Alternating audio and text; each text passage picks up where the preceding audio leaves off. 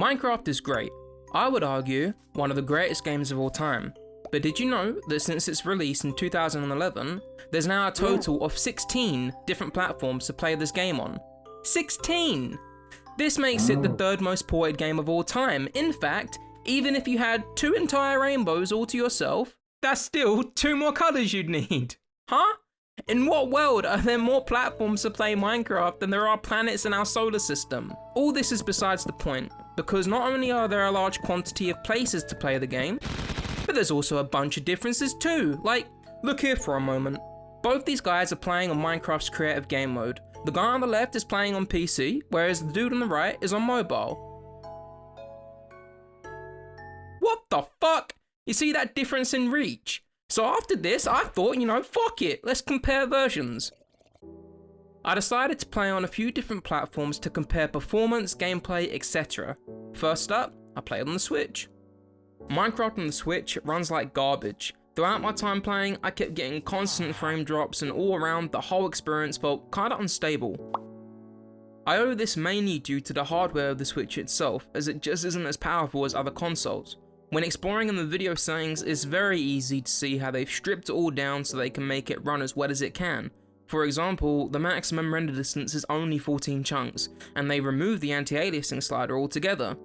Like the PlayStation 4 version, it does come with its own exclusive skins, but generally I'd say you should only get it on the Switch as a last resort. When playing Minecraft on the PlayStation 4 Pro, everything seemed to work much better. Now, as you can expect, there were far fewer frame drops, and to be honest, it would have been pretty embarrassing if a console designed to run blockbuster games like Spider-Man and Ghost of Tsushima, thank you, failed to run Minecraft of all things. Though minor, I personally prefer smaller aspects of this edition, such as the button layout and PlayStation achievements, as it definitely contributes to the overall feeling of quality.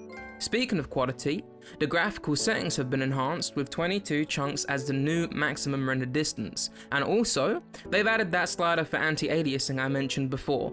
To experience the classic gameplay of Minecraft, I can absolutely recommend this edition. However, online play will unfortunately require a subscription to the PlayStation Plus service.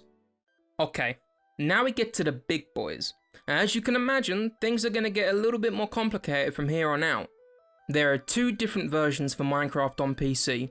One of them, the Windows 10 edition, is designed to work with consoles, whereas the other one, Java edition, is completely unique to PC.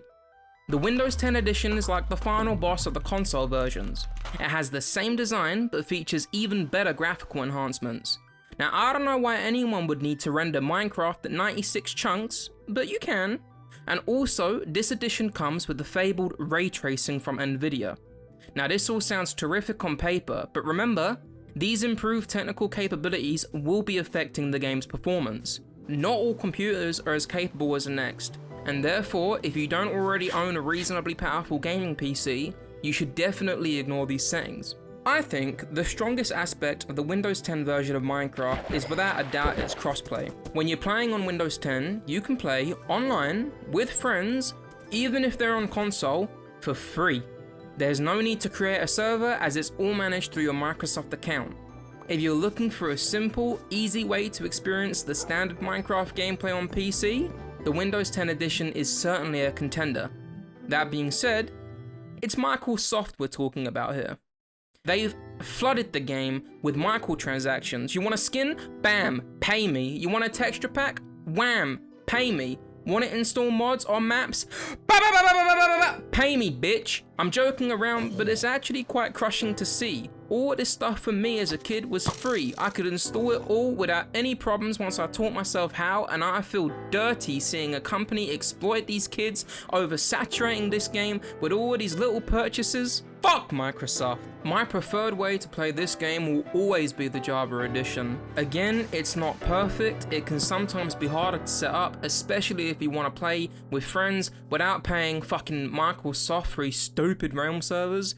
There's also a lot more smaller features only available in the Java edition. For example, you can play snapshotted updates before full releases to experiment with the new content being added to the game ahead of time. World generation is better with far more options for how you want things to be, and also the left hand actually works. You want to hold food, blocks, torches, bows, shovels? Oh, thanks Mr. Zombie, I needed the help.